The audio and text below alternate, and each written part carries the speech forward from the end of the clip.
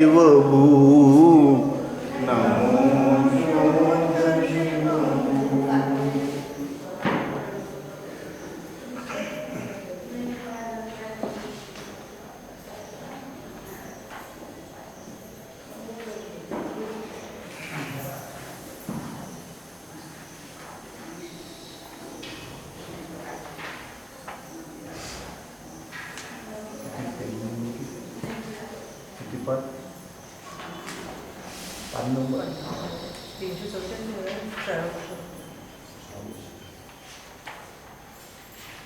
त्याच्यावरचं पान नंबर वेगळं असेल तर शायोक्षमिती म्हणण्यात येतो 6 नंबर उद्योगपरा वर्षानंतर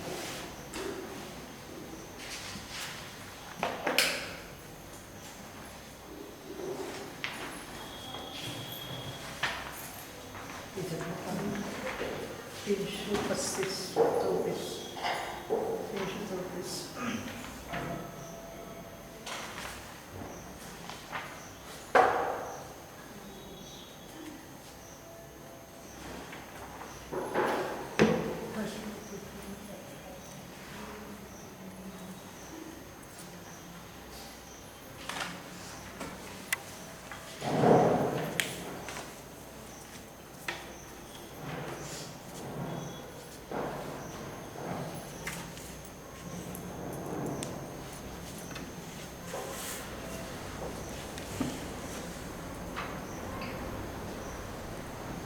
334 अस्ति ज्ञान विना भूतो रागो बुद्धिपुरःसरात् अज्ञाते हेतु न स्यात् रागभावकपुष्पवत्।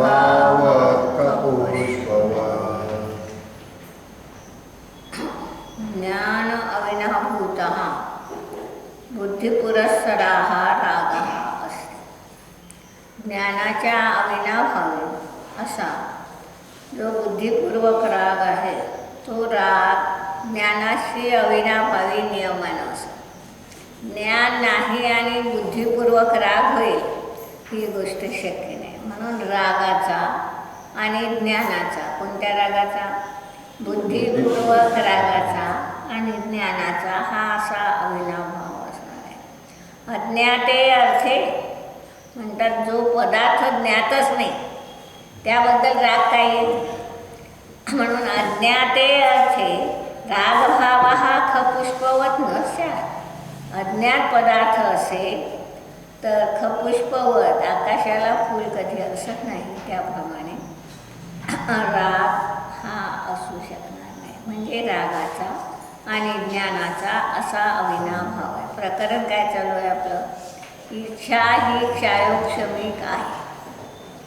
वस्तुतः इच्छा ही औदयिक असायला पाहिजे होते। चारित्र मोहनीय कर्माच्या उदयात इच्छा होते, परंतु इथं त्यांनी क्षायोपशमिक का म्हटलं तर म्हणतात ज्ञानाकडे पाहून इच्छा ज्ञानाविना होत नाही आणि ज्ञान जे आहे ते क्षायोक्षमिक आहे।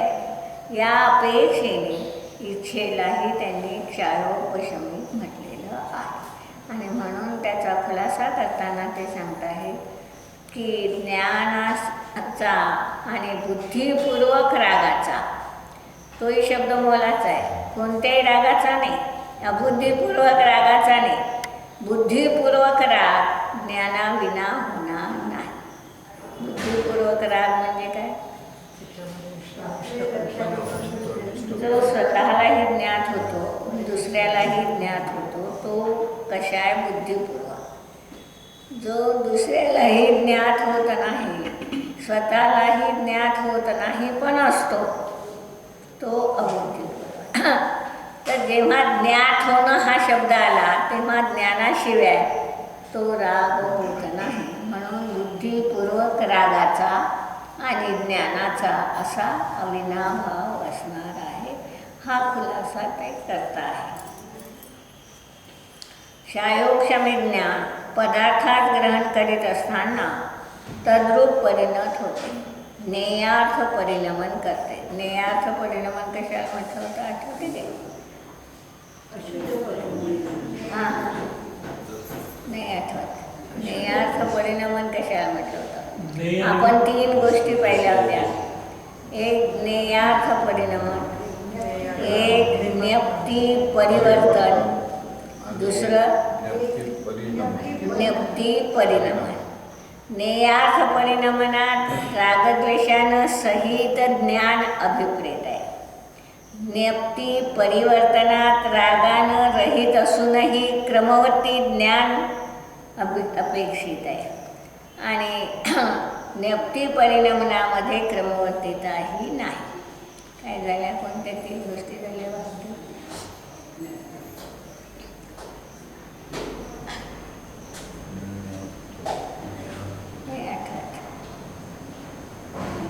पहिलं काय सांगितलं मी? ज्ञेयार्थ परिणमन. ज्ञेयार्थ परिणमन याचा अर्थ काय? ज्ञेयाला केवळ न जाणता ज्ञेयाबाबत आत्मत्वाची, इष्टत्वाची, अनिष्टत्वाची कल्पना होणं. जाणणं, नुसतं जाणणं न राहता त्या पाठीमागे आपलेपणा, इष्टपणा, अनिष्टपणा हे जेव्हा त्याच्याशी जोडल्या जातं तेव्हा त्या ज्ञानाला ज्ञेयार्थ परिणमन असं म्हटलं जातं. जोपर्यंत रागद्वेष आहे तोपर्यंत असं ज्ञेयार्थ परिणमन आहे. ज्ञप्ती परिवर्तन कशाला म्हटलं होतं? की रागद्वेष नाहीत पण क्रमवर्ती ज्ञान आहे तोपर्यंत ही आकुलता थोडी ना थोडी आहे. अनंत सुख प्राप्त होत नाही. तर म्हणतात क्रमवर्ती ज्ञान असल्यामुळे त्या जीवाच्या ठिकाणी देखील सुख नाही. आणि म्हणून ज्ञप्ती परिवर्तन, त्यामध्ये ज्ञेयाचं परिवर्तन आहे. ज्ञेय बदलतो आहे, त्याला म्हणतात ज्ञप्ती परिवर्तन. गुणस्थान 11 गुणस्थानाच्या भाषेत बोलायचं असं 11 आणि ज्ञप्ती परिणमन केवळ ज्ञानात ज्ञप्ती परिणमन आहे, ज्ञप्ती परिवर्तन नाही. तर हे जे ज्ञेयार्थ परिणमन आहे म्हणतात, हे ज्ञेयार्थ परिणमन रागसहितच असणार आहे. ज्ञेयाला जाणताना कधी जाणतच नाही नुसतं आपण. ज्या ज्या ज्ञेयाला जाणतो ते जाणत असताना ते एक आपलं इष्ट अनिष्ट ह्या सगळ्या कल्पना सहित जाणतो. त्याला ज्ञेयार्थ परिणमन असं म्हटलं. ज्ञप्ती आणि ज्ञान दोन्ही एकच असतात. एक नपुंसकलिंगी आहे, एक स्त्रीलिंगी. ज्ञान गुणासाठी येतं. ज्ञप्ती हा शब्द साधारणतः जाणणं क्रियासाठीच येतो. म्हणजे परिणमन, ज्ञान गुणाचं परिणमन. ज्ञान गुणाचं परिणमन म्हणजे ज्ञान पर्याय. हां, पण म्हणजे ज्ञान म्हटलं तर ज्ञान गुणही येतो. हां, ज्ञानाचे हे वस्तुतः ज्ञानाचं स्वरूप नाही. कोणतं? ज्ञेयार्थ परिणमन हे ज्ञानाचं स्वरूप नाही, ज्ञानाची विकृती आहे. ती रागक्रिया प्रत्येक पदार्थ स्वयंपरिणमनशील असून ज्ञेय आणि ज्ञान यांचे परस्पर निमित्ताने परिणमन होत असते. अज्ञ संसारी जीव ज्या क्षणी जाणतो त्याच क्षणी पदार्थामध्ये मोह, राग आणि द्वेष करतो. सारांश: बुद्धी पुरस्सर राग ज्ञानाशी अविनाभावी असतो. अज्ञान पदार्थामध्ये रागभाव कधीही होत नाही. स्पष्ट काय करायचं आहे? ज्या पदार्थाला आपण जाणलंच नाही त्याच्याबाबतचा रागभाव होणार नाही. आपण लंकेला गेलोच नाही तर लंकेबाबत पाहिलंच नाही, जाणलंच नाही कधी, बाहेर पुस्तकातूनही जाणलं नाही किंवा स्वतः जाऊन प्रत्यक्षातही जाणलं नाही, तेव्हा तिच्याबाबतचा राग येऊ शकत नाही. आणि म्हणून म्हणतात की राग तेव्हाच येतो जेव्हा त्या पदार्थाला जाणतो तेव्हा. ज्ञेयाचं परिणमन फक्त मिथ्या दृष्टीलाच नाही. 10 पर्यंत ज्ञेयाचं परिणमन शब्द माझा ज्ञेयार्थ परिणाम व्यक्तीने म्हणतो ज्ञानासोबत अध्यात्माच्या दृष्टीनं पहिल्यातच आहे ज्ञेयार्थ परिणाम. आगमाच्या दृष्टीत ज्ञेयार्थ परिणाम रागद्वेष आहे तोपर्यंत आहे म्हणजे दहाव्यापर्यंत आहे. दोन दृष्टी भिन्न कृतीनं कथन करत इतका गॅप पडला. इकडे आगम म्हणते सातव्यापर्यंत निश्चित म्हणतात ते. बुद्धिपुरस्सर राग जोपर्यंत आहे तोपर्यंत ज्ञेयार्थ परिणाम. म्हणून तिथं त्यांचा शब्द मोलाचा आहे. बुद्धी पुरस्सरा हा रागो. बुद्धी पुरस्सर राग जोपर्यंत आहे. बुद्धी पुरस्कार आहे पण अध्यात्मामध्ये त्याचं कर्तृत्व नाही आहे. मग मी आधीच सांगितलं ना दोन दृष्टीनं दोन कथन आहे. अध्यात्माच्या ह्याच्यामध्ये तर त्यालाही बाधा येत नाही. दहाव्यापर्यंत आहे म्हटलं त्यालाही बाधा येत नाही. चौथ्यापर्यंतच आहे म्हटलं त्यालाही बाधा येत नाही. दोन कथनाची शैली भिन्न झाली. आगमाला हे दाखवायचं आहे की रागाचं अस्तित्व कुठपर्यंत आहे? दहाव्यापर्यंत. बुद्धिपूर्वक राग कुठपर्यंत आहे? सहाव्यापर्यंत. तर मग हे दाखवण्यासाठी त्यांना हे सगळं कथन करावं लागलं की राग दहाव्यापर्यंतही आहे, सहाव्यापर्यंतही बुद्धिपूर्वक राग आहे. अध्यात्माच्या दृष्टीत राग सोडवायचा आहे म्हणून असूनही नाही सांगतोय अध्यात्म. ही परिस्थिती सांगतो करणारी की आज तुझ्या जीवनात काय आहे. तर राग आहे हे नाही तर त्याशिवाय एवढा बंद होऊ शकत नाही. तर राग आहे हे करणारी योगानं सिद्ध करून दिलं. अध्यात्म म्हणतो असला तरी जर त्याच्याविषयी आपण चिटकलो नाही, त्याच्याविषयी आत्मत्वाची बुद्धी केली नाही तर तो आपला कसा? करूनही तो आपला नाही. त्यांनी उदाहरण मोक्षमार्ग प्रकाशमध्येच गेलं मागे. आपल्या घरात काही फंक्शन असला तर सगळे पाहुणे गोळा होतात. काम कोण करते?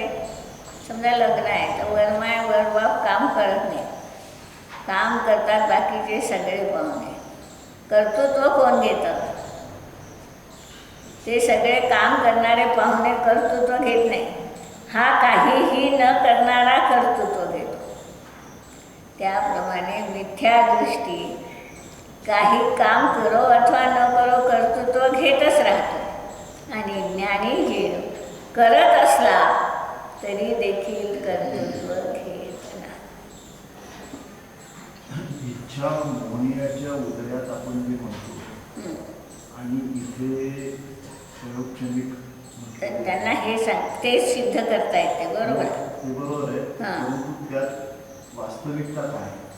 वास्तविकता चारित्र मोहनियाच्या उदयात आहे. आपण ज्ञानाचा उपचार करून क्षारोक्षमिक म्हटलं. त्या रागाच्या काली अविनाभाव कुणाचा आहे? ज्ञानाचा आहे.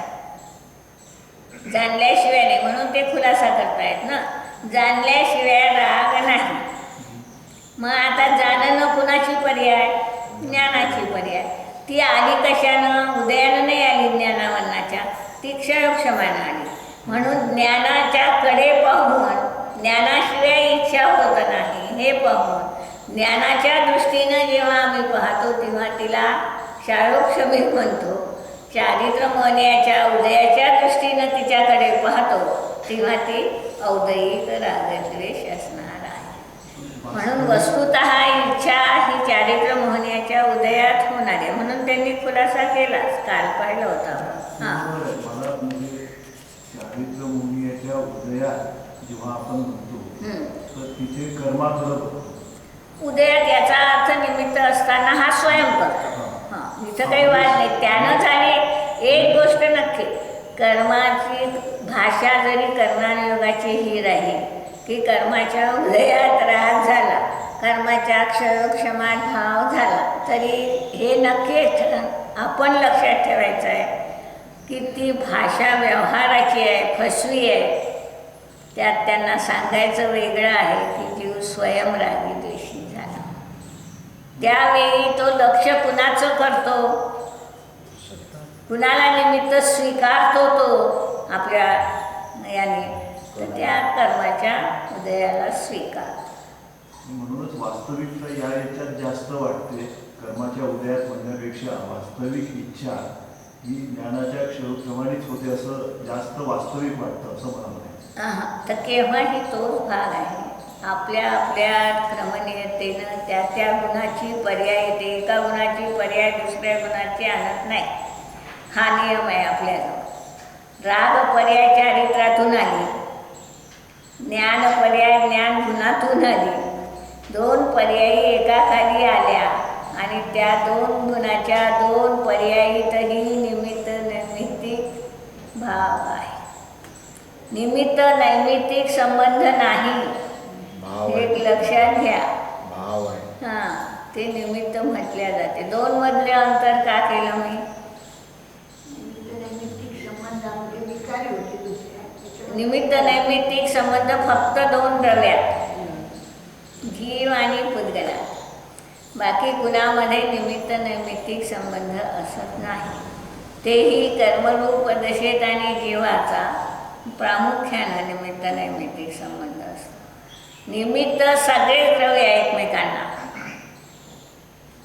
आपल्याला कालद्रव्य निमित्त आहे, धर्मद्रव्य निमित्त आहे, अधर्मद्रव्य निमित्त आहे, दुसरा जीव निमित्त आहे. परंतु धर्म अधर्म आकाश काल हे द्रव्य निमित्त असूनही त्यांचा निमित्त नैमित्तिक संबंध नाही.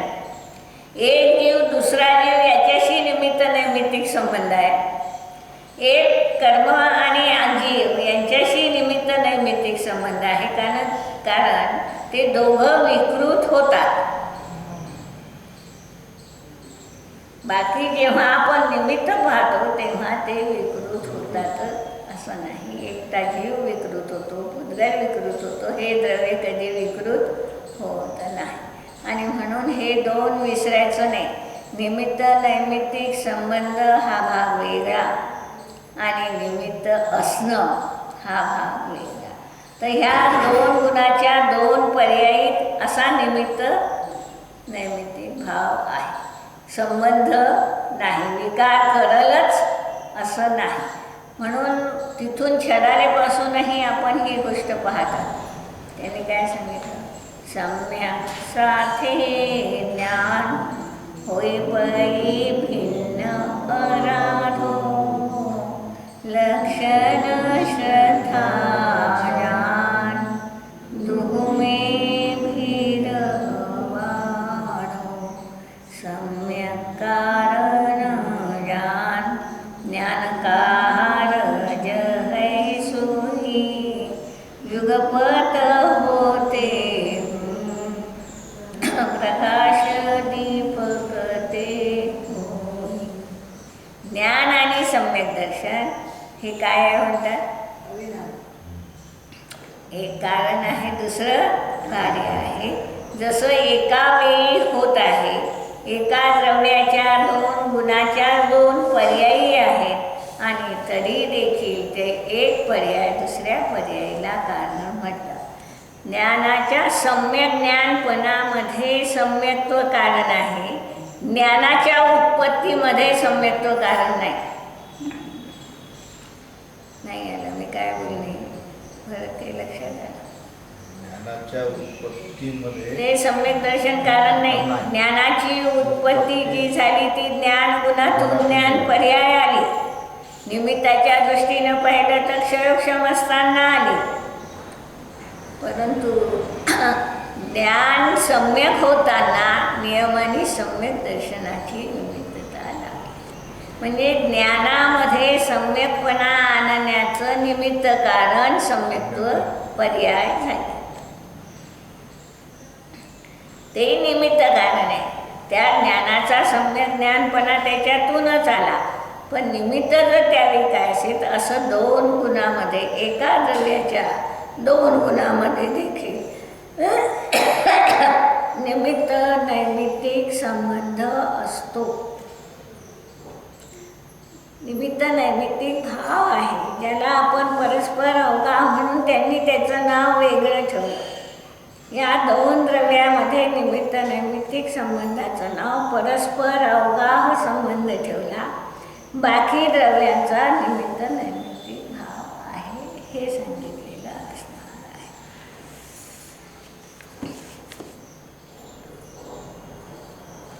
याचा अर्थ असा घेऊ नये की रागाला सोडून क्षायोक्षमी ज्ञान नसतेच, व्याप्ती एकतर्फी आहे. उलटा अर्थ घेऊ नका. म्हणतात रागाला सोडून क्षायोक्षमी ज्ञान आहे का नाही. काय विचारलं? रागाला सोडून क्षायोक्षमी ज्ञान राहील का नाही. कधी 11व्या 12व्या गुणस्थानात राग नाही आणि ज्ञान मात्र क्षायोक्षमी आहे. म्हणून रागाला सोडून क्षायोक्षमी ज्ञान नसते तशी व्याप्ती घेऊ नका. रागभाव अर्थग्रहण रूप परिणतीला सोडून असू शकत नाही. आम्हाला एवढंच सांगायचं आहे की रागभाव जाणल्याशिवाय येत नाही. पदार्थाला जाणतो तेव्हाच त्याबाबतचा राग येतो. परंतु अर्थग्रहण रूप क्षायोक्षमी उपयोग प्रवृत्ती ही रागभावाने विरहित असू शकते. हे क्षायोक्षमी ज्ञान रागभावानं विरहितही असू शकते आणि रागभावानं सहितही असू शकते. मात्र स्वपरभेद विज्ञान नसणाऱ्या मिथ्यादृष्टीला ज्ञान आणि राग यांचा संमिश्र स्वाद येतो. ज्याला भेदविज्ञान नाही असा हा अज्ञानी जीव, असा हा मिथ्यादृष्टी जीव ज्ञान आणि राग यात भेद करून दोन स्वाद घेत नाही. ज्ञानाच्या स्वादालाच रागाचा स्वाद समजतो, रागाच्या स्वादालाच ज्ञानाचा स्वाद समजतो. दोन मधलं अंतर त्याच्या दृष्टीत कधी येत नाही. जाणन प्रक्रियेत जाणण्याचा जो स्वाद आहे तो ज्ञानाचा आहे आणि प्रीतीचा रागाचा जो स्वाद आहे तो रागाचा आहे. असं भेद विज्ञान अज्ञानीला असू शकत नाही. म्हणून संमिश्र स्वाद येतो. याच अपेक्षेने क्षयोक्षमाला दुःखाचे कारण म्हटले आहे. यामुळे वस्तूचा स्वभाव हा कधीही दुःखरूप नसतो या सिद्धांतासही बाधा येत नाही. क्षयोक्षमाला दुःखाचं कारण म्हटलं असल्यामुळे आपण त्यामुळे स्वतः दुःखी झालो. त्या ज्ञानभावानं रागभावानं पदार्थानं सुखी दुःखी होत नाही. पदार्थाने सुखी दुःखी झालो ही मान्यताच मुळात मिथ्यात्व आहे. की कोणत्याही पदार्थानं आपण सुखी दुःखी होत नाही. आपल्या मान्यतेनं आपण सुखी दुःखी होत असतो. आणि म्हणून हा भाग जो सांगायचा आहे की इच्छा क्षायोक्षमिक आहे. मूळ उद्देश आचार्यांचा हा आहे की पदार्थामुळे इच्छा झाली. आपण काय म्हणू, बायका दुकानात गेल्यावर काय म्हणणार आहे, साडीच्या दुकानात गेल्यावर त्या अनेक साड्या पाहिल्या म्हणून साडी घ्यायची इच्छा झाली नाही तर घ्यायची नाही ठरवून गेली नव्हती. तर जेव्हा आमच्या जीवनामध्ये अशा प्रकारचं ज्ञान येतं त्याच वेळी या जीवाच्या ठिकाणी अशा प्रकारच्या इच्छेची उत्पत्ती होते. हे सांगण्यासाठी म्हणून क्षायोपशमिक हा शब्द तिथं टाकावा लागला. ज्ञान स्वभाव हा वस्तुतः जीवाच्या कर्मबंधाचं कारण नाही. जाणणं बंधाचं कारण आहे का? स्वभाव आहे. ज्ञानाचं परिणमनही बंधाचं कारण नाही. ज्ञानावरणाच्या बंधालाही ते कारण असत नाही. परंतु लोखंडाच्या संपर्काने अग्नी बळवला जातो त्याप्रमाणे दुःखद रागाच्या साहचर्यामुळे ज्ञानही दुःखरूप झाले आहे. जेव्हा अग्नीनं लोखंडाचा संपर्क केला तेव्हा अग्नीलाही घाव सहन करावे लागले त्याच्याबरोबर. त्याप्रमाणे म्हणतात जेव्हा हा जीव रागाचा आश्रय घेतो त्यावेळी त्याच्या ज्ञानालाही राग म्हटल्या जातं आणि म्हणून रागालाही बळवल्या जातं. भक्तीचे अवलंबन कुणास व कसे. भक्ती करायची आहे की नाही करायची. तर म्हणतात 2 जीव भक्ती करणारे राहतील, एक मिथ्या दृष्टी, एक सम्यक दृष्टी. तर 2 जीव जेव्हा भक्ती करणारे राहील तर त्या दोघांच्या भक्तीत काही अंतर राहील की दोघांची भक्ती सारखी राहील? काय होईल?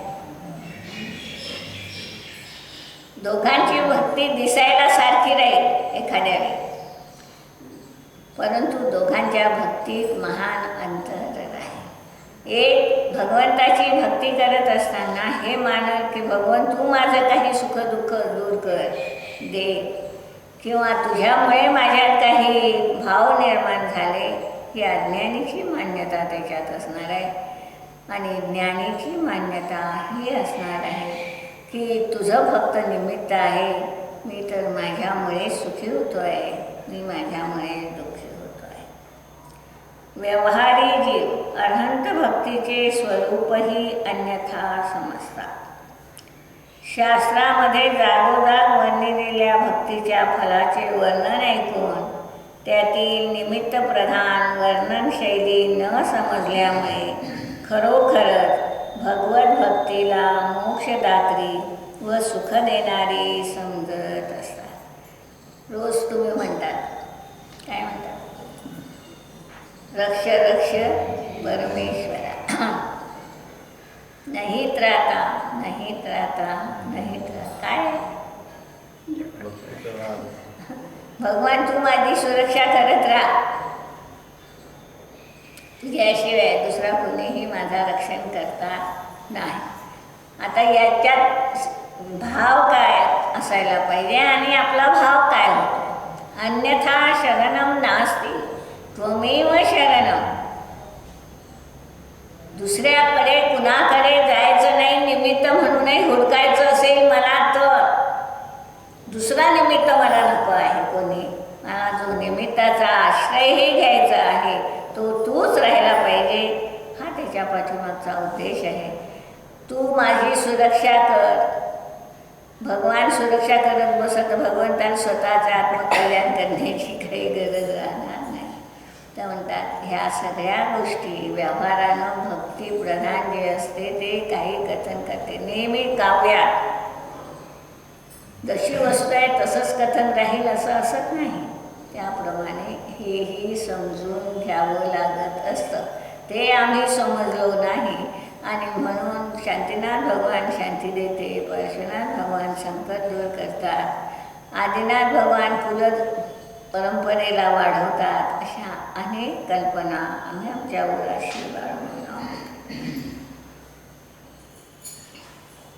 वस्तुतः मुक्ती किंवा अन्य कुणीही मुक्त सुखाचा निधी जीवास देतात असे मुळीच नाही.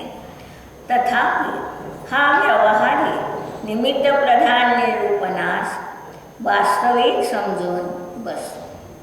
कथन निमित्ताच्या प्रधानतेनं असते कधी कधी आणि त्याला तो आपण समजून बसतो. तुम्ही भक्ती म्हणताना शांती भक्तीत काय म्हणतात?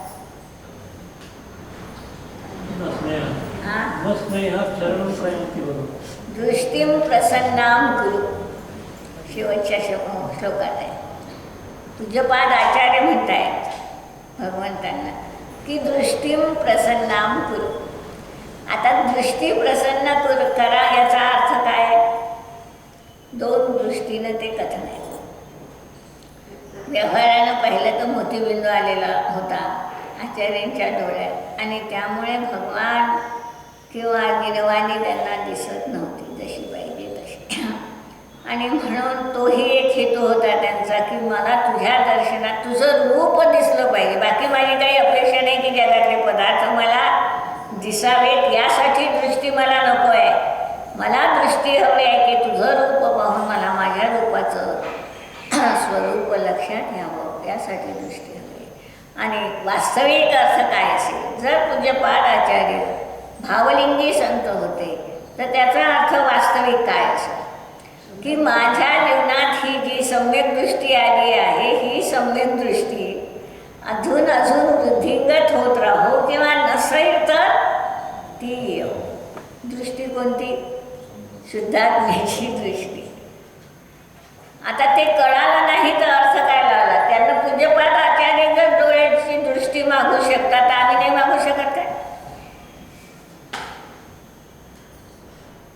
म्हणतात हे भक्तीतलं अर्थ आम्हाला कळत नाही आणि त्यामुळे आमच्या जीवनात मिथ्या कल्पना येतात.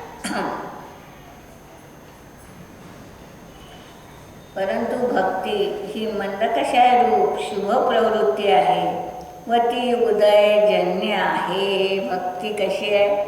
कर्माच्या उदयात होणारी आहे. शुभ भाव ही कोणत्या कर्माच्या उदयात होतो?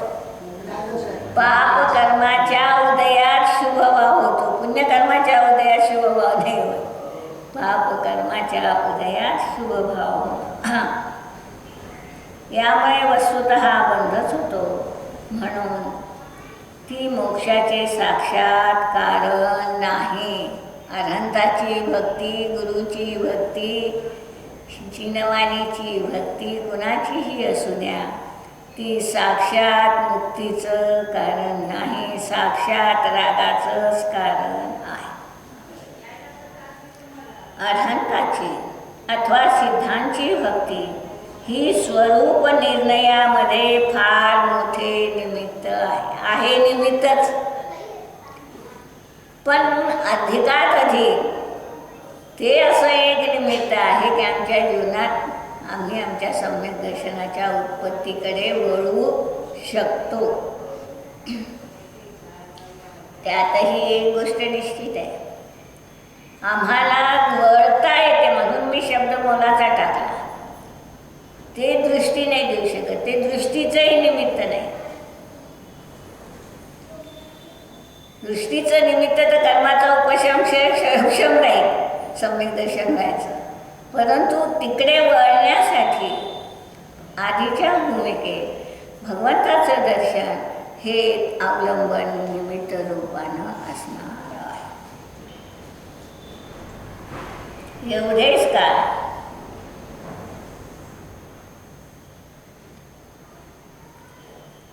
अरहंताची अथवा सिद्धांची भक्ती ही स्वरूप निर्णयामध्ये फार मोठे निमित्त आहे.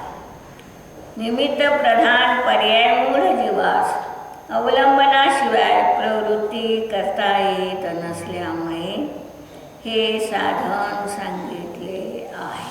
पर्याय मूळ म्हणजे मिथ्यादृष्टी. मिथ्यादृष्टी जीव हा नेहमी निमित्त प्रधान असतो आणि त्याला अवलंबनाशिवाय पराच्या त्याची प्रवृत्ती होत नाही. म्हणून त्याच्यासाठी हे कथन आहे. स्वरूप ओळख झाल्यानंतर अरहंत सिद्ध समान माझा आत्मा आहे एवढेच काय ते भक्तीचे स्वरूप शिल्लक राहते. सम्यक दर्शन व्हायच्या आधी भगवान मोठे आणि मी छोटा असा भाव राहील. सम्यक दर्शन झाल्यानंतर भगवान तू आणि मी समान आहे अशाच प्रकारच्या त्या भक्तीचा परिणाम राहील.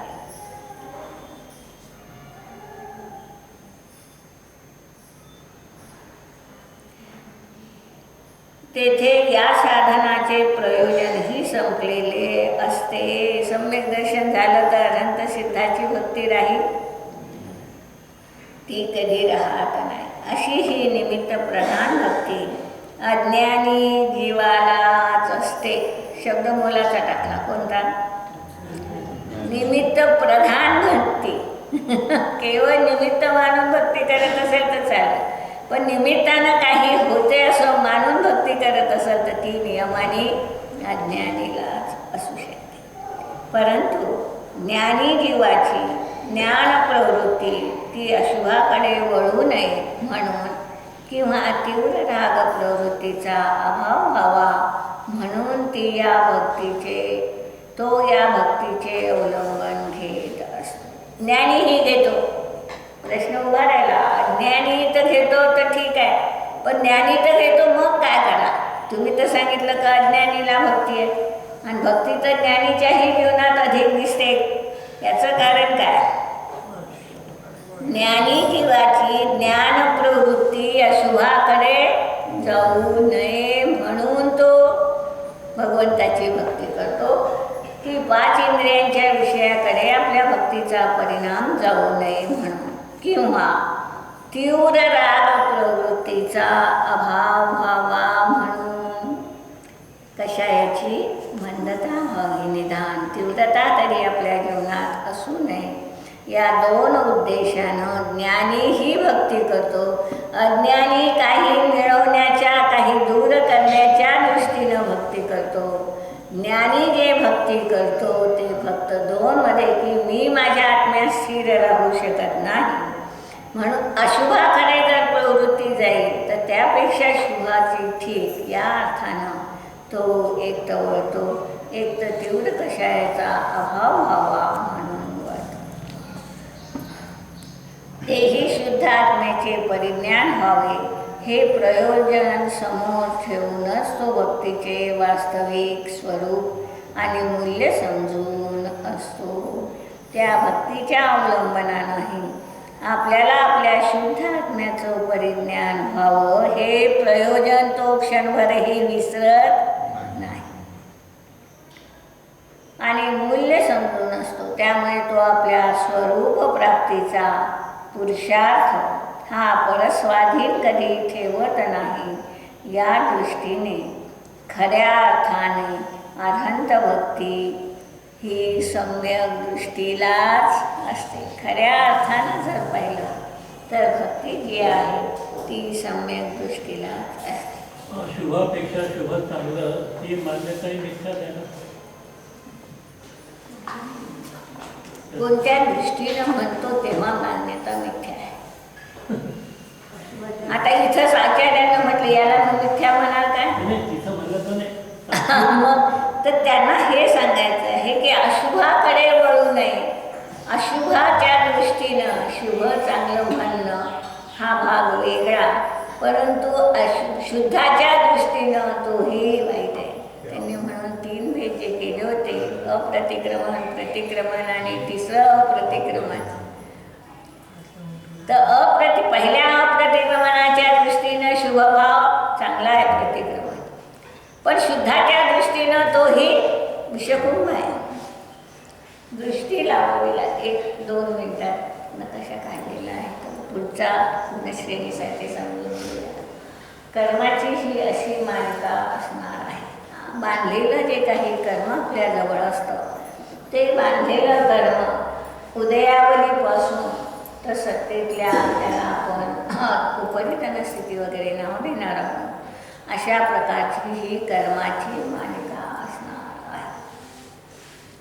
जेव्हा हा जीव करण परिणाम करतो, अपूर्व करण परिणामापासून याच्या जीवनात गुणित रूपानं कर्म परमाणू निघून जातात.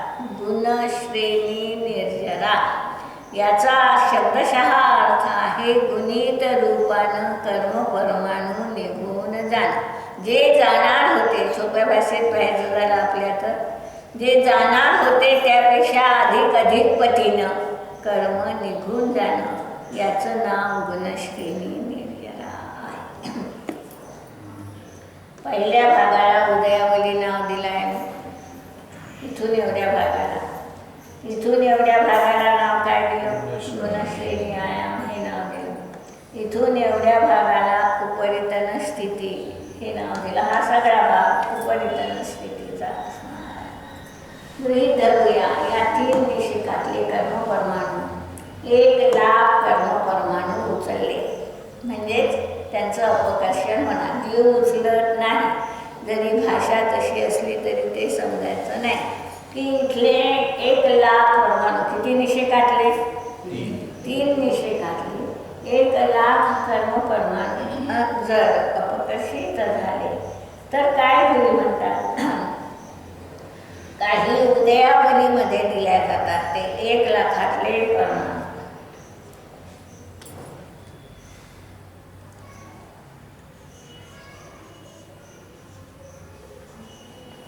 गृहीत धरूया 5,000 परमाणू उदयावलीत दिले. आता हे जे गुणश्रेणी आयाम आहे, या गुणश्रेणी आयामात तो किती गुणित रूपानं प्रत्येक निषेकात प्रत्येक समयाला गुणित रूपानं कर्म परमाणू आता त्या 1,00,000 समजा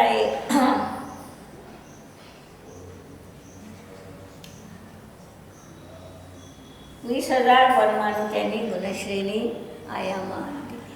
राहिले किती? 75 परमाणु जे राहिले ते या उपरितन स्थितीमध्ये इथपर्यंत दिले.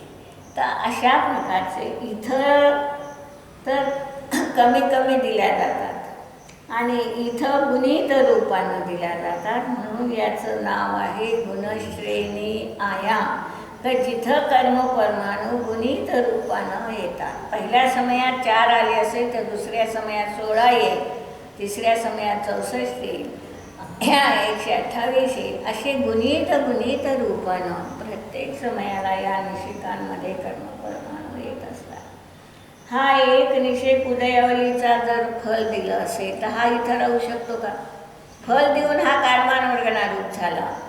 हे सगळे खाली सरकतात. इथली एक जागा रिकामी होते. कुठली? उदयावलीतली.